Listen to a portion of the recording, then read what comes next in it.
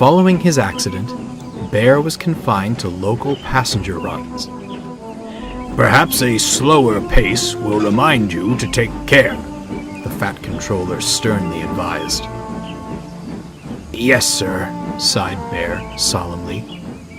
Cheer up, lad, smiled Donald. At least being mixed traffic means you can still work. Imagine if you were strictly a goods engine. Bear smiled, but from another corner of the shed, Dudley listened with intent. Strictly a goods engine.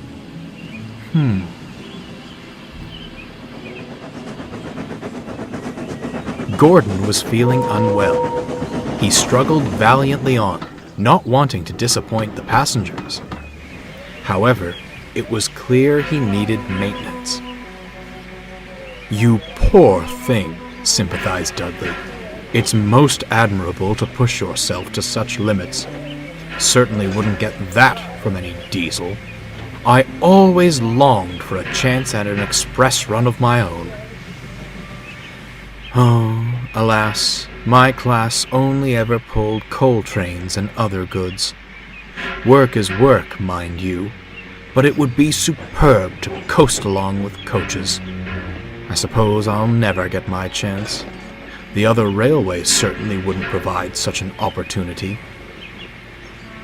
Lucky you're not on the other railway then, smiled James. Bear and I normally take the express in Gordon's absence, but I'm sure you could have a try. What do you say, Bear?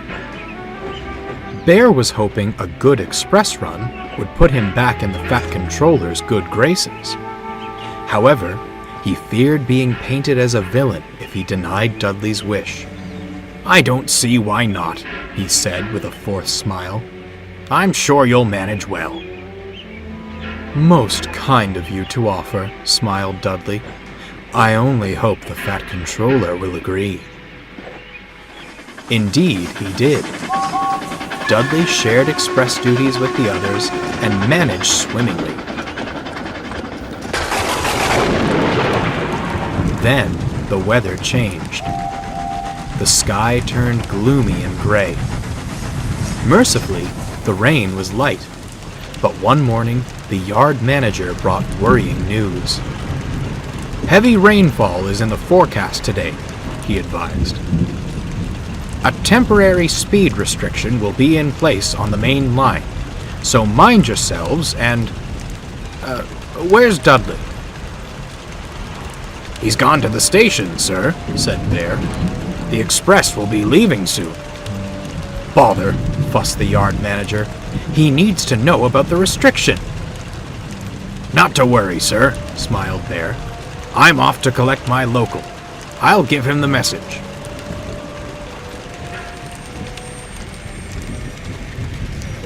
Dudley was sizzling happily when Bear rolled up.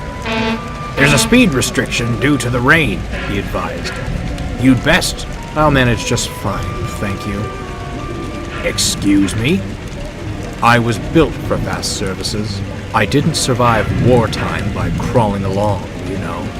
A little rain won't impede my work. This isn't about your work, huffed Bear. It's about our passengers' safety. Yes, well, given your little maneuver the other day, grinned Dudley, you're hardly qualified to preach about safety. Dudley chortled away, leaving Bear brooding. Wet weather loosens soil on the hillsides along the tracks. This, in turn, creates potential for landslides. Mrs. Kindly had saved Thomas from one many years ago, but the main line wasn't lucky enough to have its own Mrs. Kindly. As such, speed restrictions were enacted to stop engines from crashing into any shifted earth. Dudley didn't care for the speed limit. He thundered along with the express, determined to prove himself. 2 big engines down, he chuckled darkly. Now, to get rid of that pesky diesel. If Dudley hadn't been so busy scheming, he might have heard the rumbling of the hillsides ahead. The heavy rain had worked its magic. and the soil was ready for a mad dash towards the rails. The driver was first to notice it. Yikes! He shouted. Dudley broke from his thoughts to see the earth tumbling down the hillside. We'll never stop in time, he cried. More steam! Now! The driver threw open the regulator. Dudley's side rods blurred, and his wheels pounded the rails. Come on! Come on! He shouted. He flew past just in time. They were safe.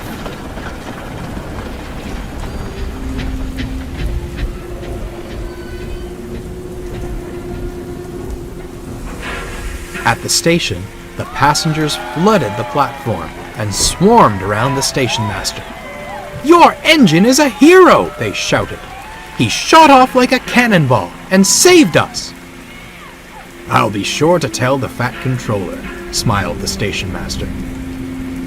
Dudley smirked. But on his return to the shed, the greeting was far from warm. Speed restrictions are not optional, Dudley. You may be used to fast work, but that's no excuse to gamble with the lives of our passengers.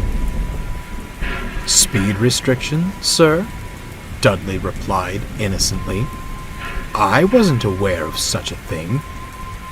"Bear told you at the station, did he not?" asked the yard manager. It was most unfortunate that Bear hadn't returned in time to defend himself. "I'm afraid not, sir," lied Dudley. "Though I'm not surprised. He's been ever so jealous since I started taking the express. I certainly hope he wasn't planning sabotage." The Fat Controller looked gravely at Dudley. "We shall investigate this," he said at last. "As you did save the passengers from disaster, I'll forgive this instance of a violation. However, future restrictions are to be followed. Is that clear?" "Crystal, sir," smiled Dudley. When Bear returned, the sheds were in an uproar. "Why are you so threatened by Dudley?" Gordon demanded. "Never thought you'd stoop this low." "Henry said you were different from other diesels," snorted James. "But I suppose you deceived him, too." "I didn't," Bear stuttered in disbelief, looking to Dudley to speak the truth. "Such a shame," Dudley said in a low voice. "I'd certainly hoped you were different." Bear was mortified. He felt helpless and wanted more than anything for Henry to return. "Oh, perhaps I don't belong here after all," he sighed, and sadly went to sleep.